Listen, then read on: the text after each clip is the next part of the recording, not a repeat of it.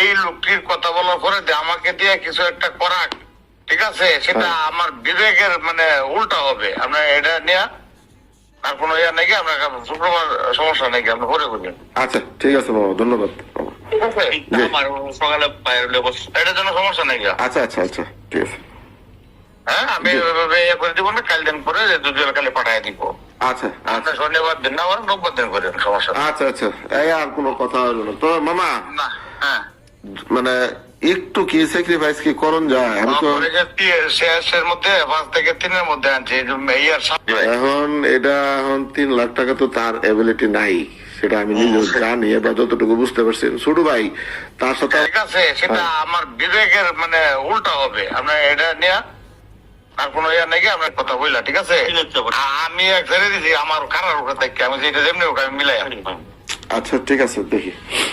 ঠিক আছে মামা,